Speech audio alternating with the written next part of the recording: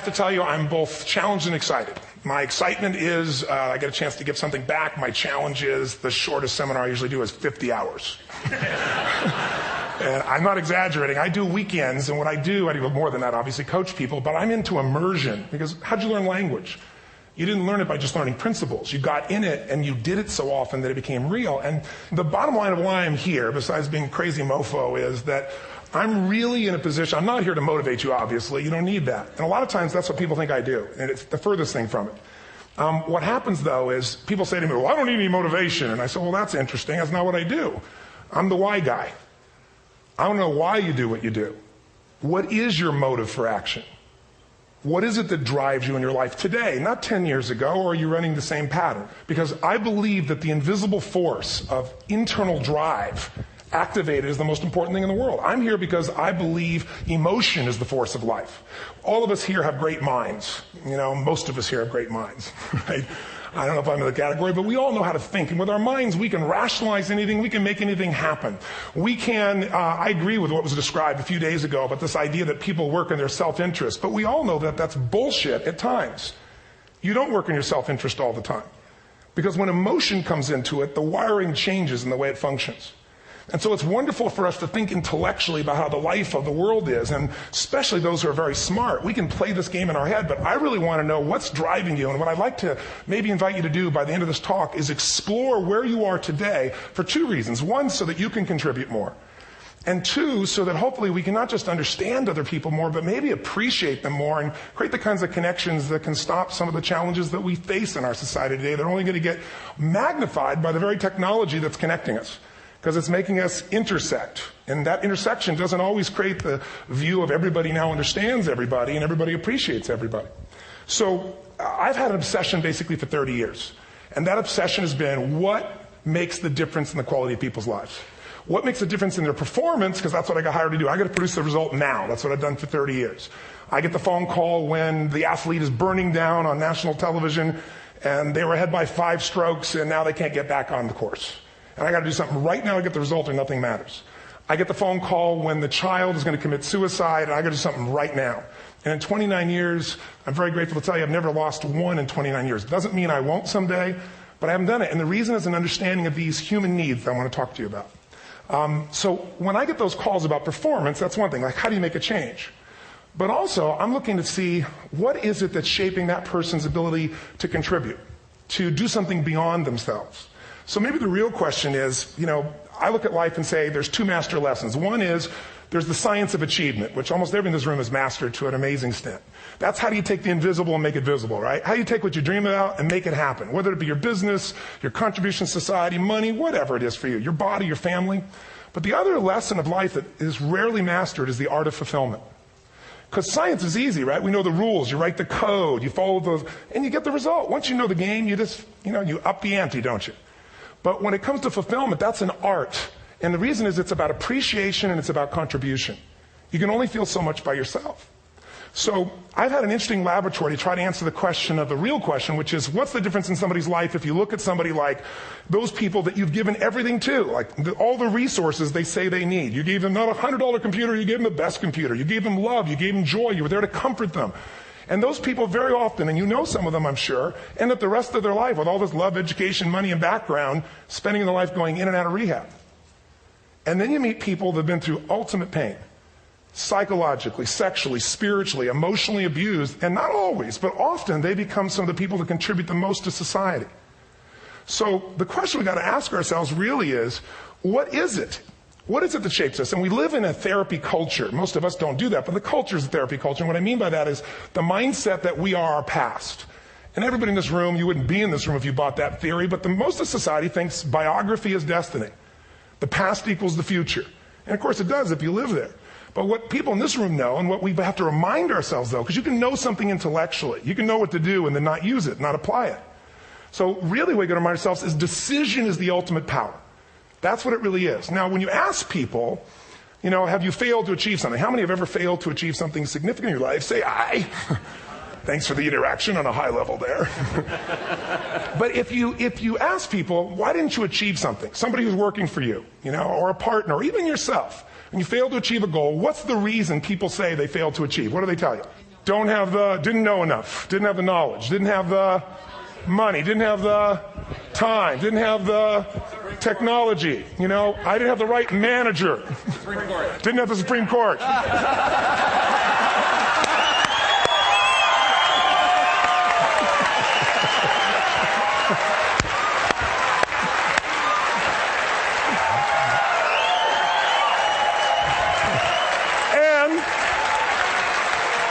And what do all those, including the Supreme Court, have in common? They are a claim to you missing resources. And they may be accurate. You may not have the money. You may not have the Supreme Court. But that is not the defining factor.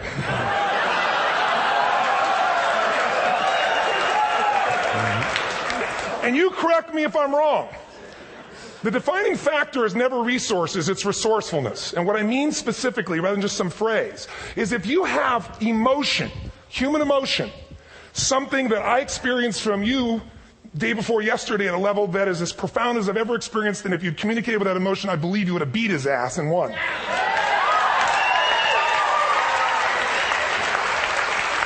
But how easy for me to tell him what he should do. Idiot, Robbins.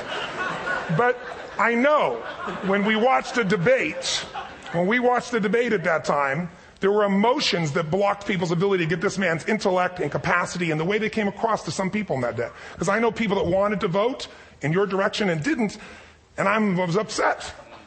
But there was emotion that was there. How many know what I'm talking about here? Say I. So emotion is in. If we get the right emotion, we can get ourselves to do anything. We can get through it. If you're creative enough, playful enough, fun enough, can you get through to anybody, yes or no? If you don't have the money, but you're creative and determined enough, you find the way. So this is the ultimate resource, but this is not the story that people tell us, right? The story people tell us is a bunch of different stories. They tell us we don't have the resources, but ultimately, if you take a look here, flip it up if you would. They say, what are all the reasons they have in common? We said that. Next one, please. He's broken my pattern, that son of a bitch. But I appreciated the energy, I'll tell you that. What determines your resources? We've said decisions shape destiny, which is my focus here. If decisions shape destiny, what determines it is 3 decisions. What are you going to focus on? Right now, you have to decide what you're going to focus on. In this second, consciously or unconsciously, the minute you decide to focus on something, you've got to give it a meaning. And whatever that meaning is produces emotion. Is this the end or the beginning? Is God punishing me or rewarding me, or is this the roll of the dice? And emotion then creates what we're going to do, or the action. So think about your own life, the decisions that have shaped your destiny. And that sounds really heavy, but in the last 5 or 10 years, 15 years, haven't there been some decisions you've made that if you made a different decision, your life would be completely different? How many can think of one, honestly? Better or worse? Say I. So the bottom line is maybe it was where to go to work, and you met the love of your life there. Maybe it was a career decision. I know the Google geniuses I saw here. I mean, I understand that their decision was to sell their technology at first. What if they made that decision versus to build their own culture? How would the world be different? How would their lives be different? Their impact. The history of our world is these decisions. When a woman stands up and says, no, I won't go to the back of the bus, she didn't just affect her life. That decision shaped our culture. Or someone standing in front of a tank. Or being in a position like Lance Armstrong and someone says to you, you've got testicular cancer. That's pretty tough for any male, especially if you ride a bike. You got it in your brain, you got it in your lungs. But what was his decision of what to focus on? Different than most people. What did it mean? It wasn't the end, it was the beginning. What am I going to do? He goes off and wins 7 championships he never won once before the cancer because he got emotional fitness, psychological strength. That's the difference in human beings that I've seen of the 3 million I've been around. Because that's about my lab. I've had 3 million people from 80 different countries that I've had a chance to interact with over the last 29 years. And after a while, patterns become obvious. You see that South America and Africa maybe connect in a certain way, right? Other people say, oh, that sounds ridiculous. It's simple. So what shaped Lance? What shapes you? 2 invisible forces. Very quickly. 1, state. We all have had times. Have you had a time you did something and after you did it, you thought to yourself, I can't believe I said that. I can't believe I did that. That was so stupid. Who's been there? Say I. Have you ever done something after you do it, you go, that was me. Right? It wasn't your ability, it was your state. Your model of the world is what shapes you long term. Your model of the world is the filter. That's what's shaping us. That's what makes people make decisions. When we want to influence somebody, we got to know what already influences them. And it's made up of 3 parts, I believe. First, what's your target? What are you after? Which I believe it's not your desires. You can get your desires to goals. How many of you got a goal or desire and thought, is this all there is? How many have been there? Say aye. So it's needs we have. I believe there are 6 human needs. Second, once you know what the target that's driving you is and you uncover it for the truth, you don't form it, you uncover it. Then you find out what's your map. What's the belief systems that are telling you how to get those needs?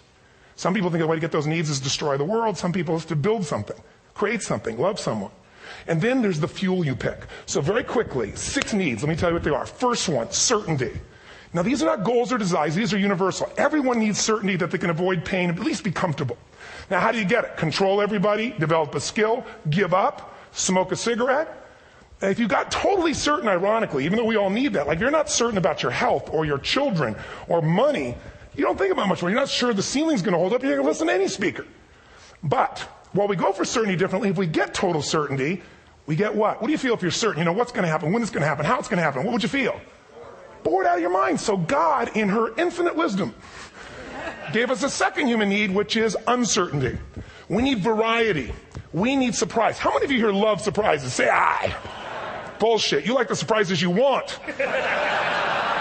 The ones you don't want, you call problems, but you need them. So variety is important. Have you ever rented a video or a film that you've already seen? Who's done this? Get a fucking life. Right? Why are you doing it? You're certain it's good because you read it before, saw it before, but you're hoping it's been long enough you've forgotten enough there's variety. Third human need, critical, significance. We all need to feel important, special, unique. You can get it by making more money. You can do it by being more spiritual. You can do it by getting yourself in a situation where you put more tattoos and earrings in places humans don't want to know. Whatever it takes. The fastest way to do this, if you have no background, no culture, and no belief in resources or resourcefulness, is violence. If I put a gun to your head and I live in the hood, instantly I'm significant. 0 to 10, how high? 10. How certain am I you're going to respond to me? 10. How much uncertainty? Who knows what's going to happen next? Kind of exciting. Like climbing up into a cave and doing that stuff all the way down there. Total variety and uncertainty. And it's significant, isn't it? So you're willing to risk your life for it. So that's why violence has always been around and will be around unless we have a consciousness change as a species. Now you can get significance a million ways, but to be significant, you got to be unique and different. Here's what we really need. Connection and love. Fourth need. We all want it. Most people settle for connection because love's too scary. Don't want to get hurt. Who here has ever been hurt in an intimate relationship? Say aye. If you don't raise your hand, you'll have had other shit too. Come on. And you're going to get hurt again. Aren't you glad you came to this positive visit? But here's what's true. We need it. We can do it through intimacy, through friendship, through prayer, through walking in nature. If nothing else works for you, get a dog. Don't get a cat, get a dog. Because if you leave for 2 minutes, it's like you've been going for 6 months when you show back up again 5 minutes later, right? Now, these first 4 needs, every human finds a way to meet. Even if you lie to yourself, even if you have split personalities. But the last 2 needs, the first 4 needs are called the needs of the personality, is what I call it. The last 2 are the needs of the spirit. And this is where fulfillment comes. You won't get fulfillment from the first 4. You'll figure a way, smoke, drink, do whatever, meet the first 4. But the last 2, number 5, you must grow. We all know the answer here. If you don't grow, you what? If a relationship's not growing, if a business is not growing, if you're not growing, it doesn't matter how much money you have, how many friends you have, how many people love you, you feel like hell. And the reason we grow, I believe, is so we have something to give of value. Because the 6th need is to contribute beyond ourselves. Because we all know, corny as it sounds, the secret of living is giving. We all know life's not about me, it's about we. This culture knows that. This room knows that. And it's exciting. When you see Nicholas up here talking about his $100 computer, the most passionate, exciting thing is here's a genius, but he's got a calling now. You can feel the difference in him. And it's beautiful. And that calling can touch other people. In my own life, my life was touched because when I was 11 years old, Thanksgiving, no money, no food, and we're not going to starve, but my father was totally messed up. My mom was letting him know how bad he messed up.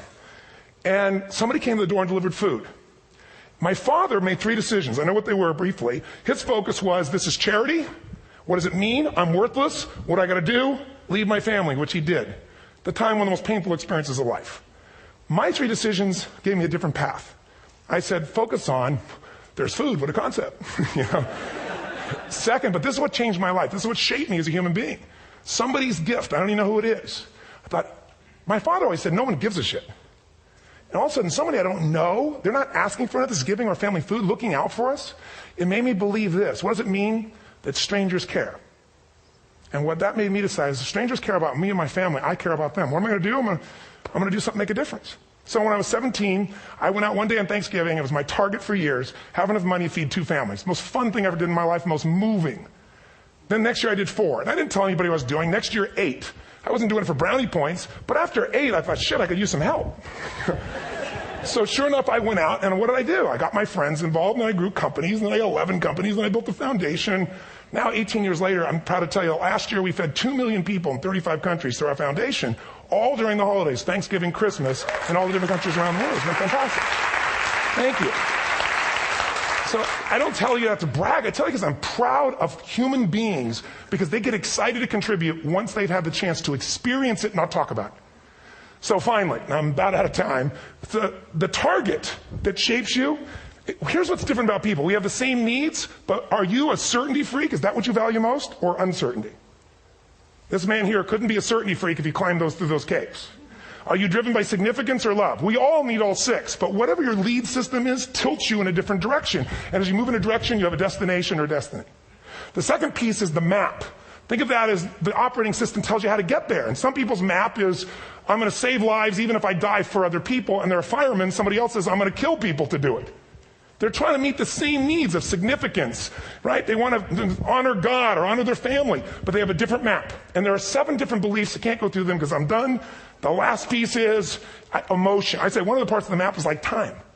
Some people's idea of a long time is 100 years. Somebody else says is 3 seconds, which is what I have. And the last one I've already mentioned that felt you. If you got a target and you got a map, and let's say, I can't use Google because I love Macs, and they haven't made it good for Macs yet. So if you use MapQuest, how many have made this fatal mistake of using MapQuest at some time? You use this thing and you don't get there. Well, imagine if your beliefs guarantee you can never get to where you want to go.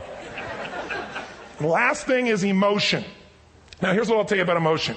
There are 6,000 emotions that we all have words for in the English language, which is just a linguistic representation, right? It changes by language.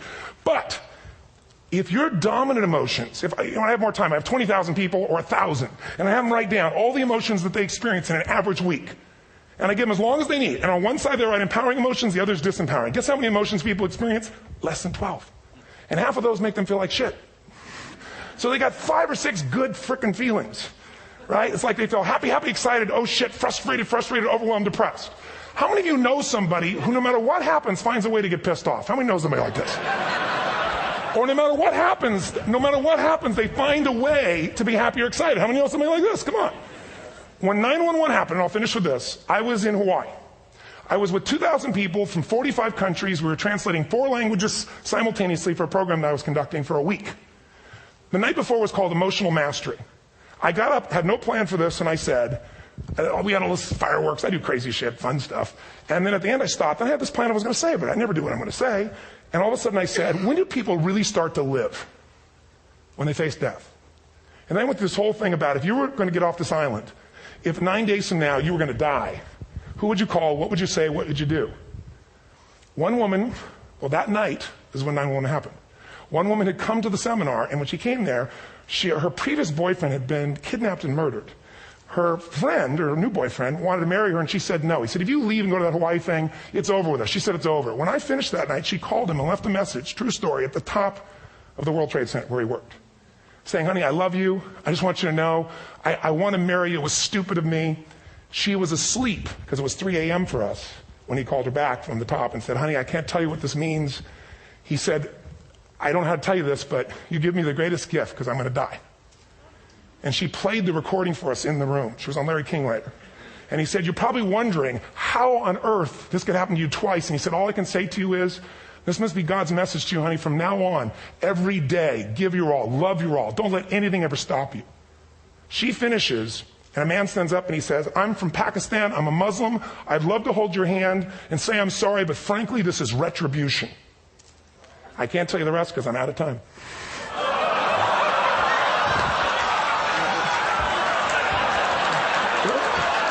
Are you sure? Finish the story. 10 seconds. 10 seconds. No, I want to be respectful. 10 seconds. All I can tell you is I brought this man on stage with a man from New York who worked in the World Trade Center, because I had about 200 New Yorkers there. More than 50 had lost their entire companies, their friends, marking off their Palm Pilots. One financial trader, this woman made of steel, bawling. 30 friends crossing off that all died. And what I did to people is said, what are we going to focus on? What does this mean, and what are we going to do? And I took the group and got people to focus on, if you didn't lose somebody today, your focus is going to be how to serve somebody else. There are people, one woman got up and she was so angry and screaming and yelling. She wasn't from New York. She's not an American. She doesn't know anybody here. I said, you always get angry. She said, yes. Guilty people got guilty. Sad people got sad. And I took these two men and did what I call an indirect negotiation. Jewish man with family in the occupied territory, from New York, who would have died if he was at work that day. And this man who wanted to be a terrorist, and made it very clear. And the integration that happened is on a film, which I'll be happy to send you, so you can really see what actually happened instead of my verbalization of it. But the two of them not only came together and changed their beliefs and models of the world, but they worked together to bring, for almost 4 years now, to various mosques and synagogues, the idea of how to create peace. And he wrote a book, which is called My Jihad, My Way of Peace. So transformation can happen. So my invitation to you is this. Explore your web, the web in here.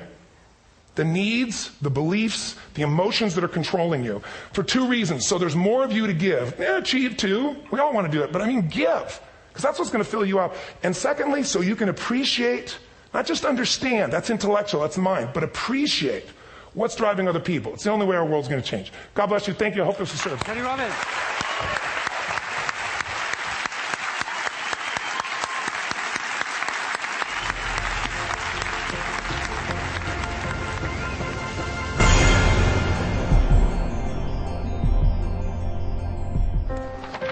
What if great ideas weren't cherished? What if they carried no importance? Or held no value?